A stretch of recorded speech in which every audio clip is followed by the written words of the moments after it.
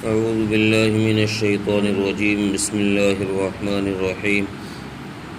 وهذا كتاب أنزلناه مبارك مصدق الذي بين يديه ولتنذر أم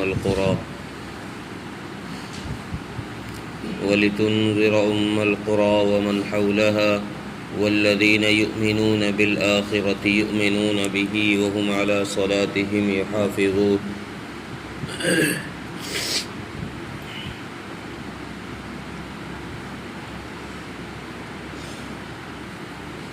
پچھلی آیت میں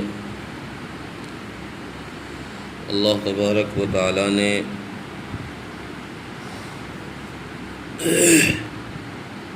بنی اسرائیل کا تذکرہ کیا اور یہ بات ارشاد فرمائی کہ بنی اسرائیل نے اللہ تبارک و تعالی کو کما حقہ نہیں جانا، نہیں پہچانا۔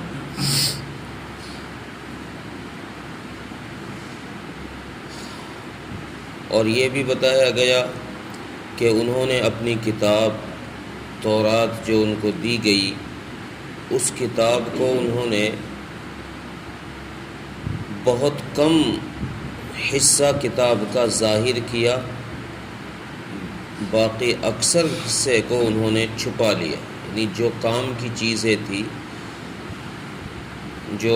جس سے ان کو فائدہ پہنچ رہا تھا، ان چیزوں کو ظاہر کر دیا لوگوں کے سامنے، اور جو چیزیں ان کو نقصان پہنچانے والی تھی ان چیزوں کو انہوں نے چھپا لیا۔ تو آپ صلی اللہ علیہ وسلم کو حکم یہ دیا گیا کہ آپ ان کے پیچھے زیادہ مت پڑیے، یہ نہیں سمجھ رہے تو ان کو چھوڑ دیجیے، اور یہ آپ کی بات نہیں مان رہے ہیں، کوئی بات نہیں۔ اس آیت میں اللہ تبارک و تعالی نے یہ بات ارشاد فرمائی ہے کہ حضرت محمد صلی اللہ علیہ وسلم جو کتاب تمہارے سامنے پیش کر رہے ہیں، یعنی قرآن کریم، یہ کتاب ہم نے نازل کیا ہے۔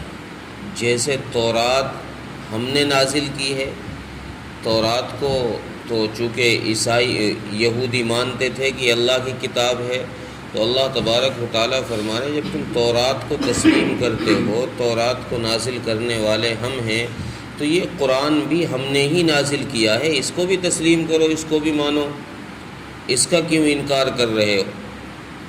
اس بات کی کیا گارنٹی ہے کہ یہ قرآن اللہ کا ہی نازل کردہ ہے، اللہ تبارک و تعالیٰ نے ہی اس کو اتارا ہے؟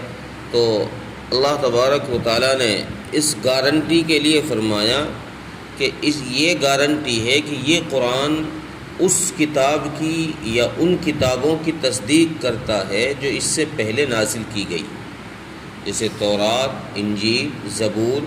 تو قرآن یہ کہتا ہے کہ یہ ساری کی ساری اللہ کی نازل کردہ کتابیں ہیں۔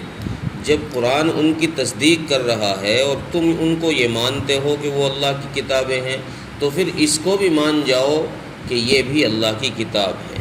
جب یہ تمہاری کتاب کی تکذیب نہیں کرتا بلکہ تصدیق کرتا ہے، قرآن یہ بات کہتا ہے کہ وہ بھی آسمانی کتابیں ہیں، تو تم بھی یہ بات مان لو کہ محمد الرسول اللہ صلی اللہ علیہ وسلم نے جو دین ہمیں لا کر پیش کیا ہے، یہ دین کوئی من گھڑت اور اپنا بنایا ہوا نہیں ہے، بلکہ اللہ تبارک و تعالیٰ کی طرف سے نازل کردہ دین ہے۔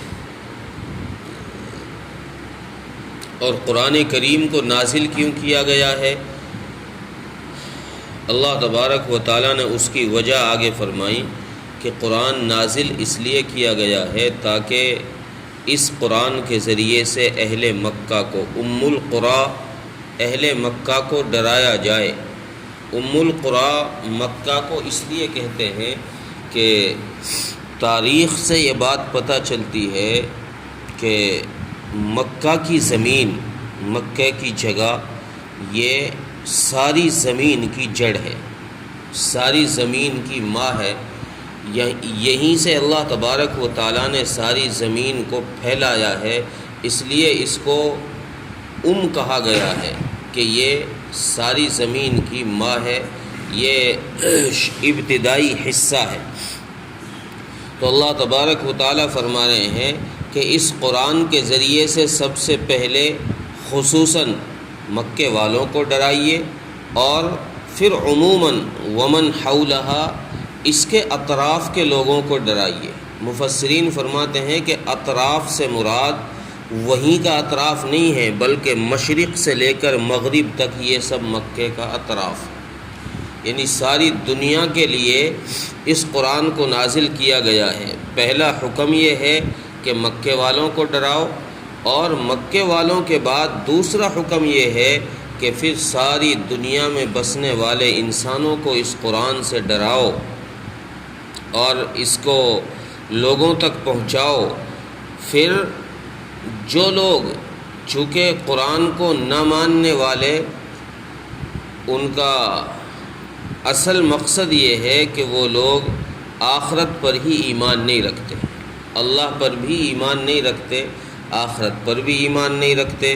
اور انسان کے بھٹکنے کی مین وجہ یہی ہے، انسان بھٹکتا اور گمراہ اسی وقت ہوتا ہے جب اس کا ایمان آخرت پر اور اللہ پر نہیں ہوتا۔ پھر ہی انسان کبھی کسی کو پوچھتا ہے، کبھی کسی کے سامنے ہاتھ جوڑ لیتا ہے، کبھی کسی کے سامنے سجدہ ریز ہو جاتا ہے۔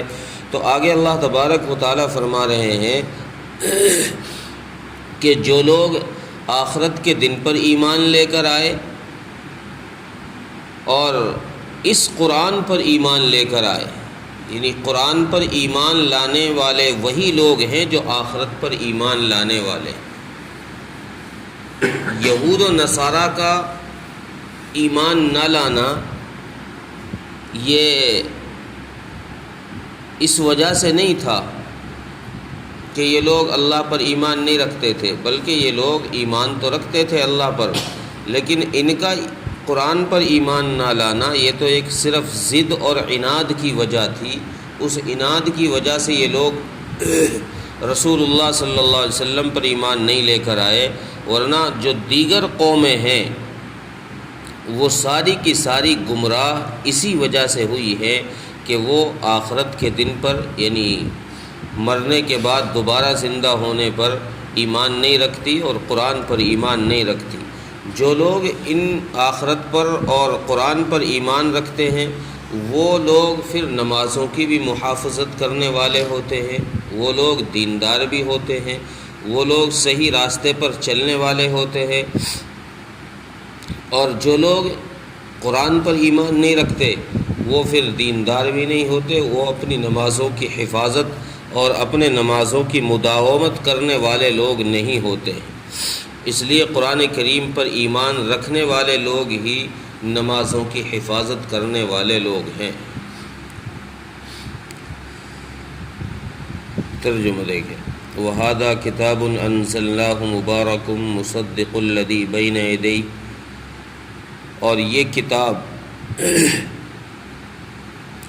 یہ وہی کتاب ہے جس کو ہم نے نازل کیا ہے برکت والا، اور تصدیق کرتا ہے مصدق الذی بین یدی، تصدیق کرتا ہے ان کتابوں کی بھی جو اس سے پہلے نازل کی گئی ہے۔ وَلِتُنذِرَ أُمَّ الْقُرَىٰ وَمَنْ حَوْلَهَا، تاکہ اس قرآن کے ذریعے سے مکے والوں کو ڈرائیں اور اس کے آس پاس کے لوگوں کو۔ وَالَّذِينَ يُؤْمِنُونَ بِالْآخِرَةِ يُؤْمِنُونَ بِهِ، اور وہ لوگ جو ایمان لائے آخرت پر اور اس قرآن پر، وَهُمْ عَلَىٰ صَلَاتِهِمْ يُحَافِظُونَ، یہی لوگ ہیں جو اپنی نمازوں کی بھی حفاظت کرنے والے ہیں۔ غیر ایمان والے وہ نمازوں کی حفاظت نہیں کرتے، ان کو نمازوں کی کوئی پرواہ نہیں۔ اللہ تعالیٰ عمل کی توفیق۔